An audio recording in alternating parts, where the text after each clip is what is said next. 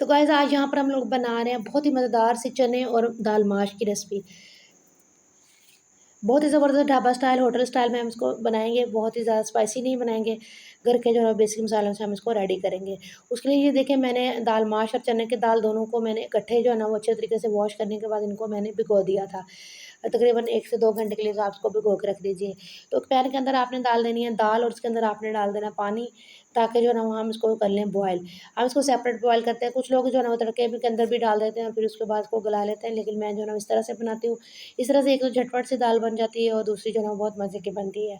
तो आपने मेरे तरीके से इसको एक बार ट्राई ज़रूर करना है। इसको कवर करके हमने आधे घंटे के लिए पकाना है, लाइट सी फ्लेम पे हमने इसको पकाना है। तो ये तकरीबन हम आधे घंटे से जल्दी जो है ना वो गल गई थी मेरी दाल, क्योंकि जो है ना वो इसको मैंने भिगो के रखा हुआ था। इधर मैंने प्याज़ को सॉफ्ट कर लिया, इसके अंदर मैं डाल दूँगी लहसुन अदरक का पेस्ट और टमाटर इस स्टेज पे हम लोगों ने ऐड कर देंगे। आप लोगों को पता है मैं लहसुन अदरक का जो पेस्ट है ना वो फ्रेश ही यूज़ करती हूँ, इसलिए जो है ना वो मैं उसको जो है ना वो फ्रेश ही चॉप कर लेती हूँ, साथ उसके अंदर टमाटर भी चॉप कर लेती होती हूँ। तो 1 टेबलस्पून साथ में मैंने डाल दिया इसमें सुरख मिर्चों का पाउडर।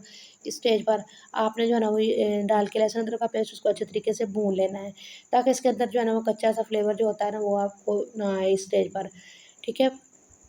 उतनी देर में जब तक मेरे चैनल पर न्यू है, मेरे चैनल को सब्सक्राइब कर लीजिए और मेरे वीडियो को लाइक और शेयर ज़रूर कीजिएगा अपने फ्रेंड्स और फैमिली मेंबर्स के साथ, ताकि मेरी तमाम न्यू आने वाली वीडियोज़ का नोटिफिकेशन ईज़िली आप लोगों तक पहुँच सके। तो ये देखिए यहाँ पर बहुत अच्छे तरीके से हमारा मसाला जो है ना वो भुन के रेडी हो चुका है।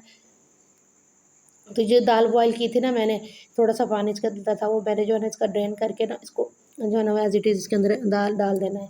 अगर आप इसके अंदर अगर आपको लगे कि आपकी दाल अभी थोड़ी-सी इसमें कसर बाकी है, तो उस स्टेज पे आप थोड़ा-सा पानी इसके अंदर ऐड कर दिए, अदरवाइज़ जो है ना इसी पानी के अंदर जो है ना वो हमारी दाल बिल्कुल बनकर रेडी हो जाएगी।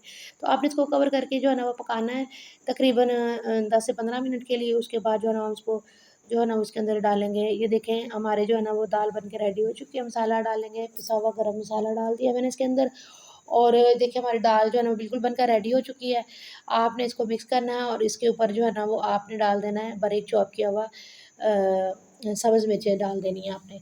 धनिया भी आप डाल सकते हैं, लेकिन मेरे पास जो है ना वो आज धनिया जो है ना वो बिल्कुल भी अवेलेबल नहीं है, इसलिए मैंने धनिया को स्किप कर दिया। तो इसको कर लेते हैं हम लोग डिश आउट। तो ये देखिए जनाब हमारी दाल की फाइनल लुक बहुत ही ज़बरदस्त और प्यारी सी लुक बन के आई है और बहुत ही ज़बरदस्त और मज़े की बन के दाल रेडी हुई थी।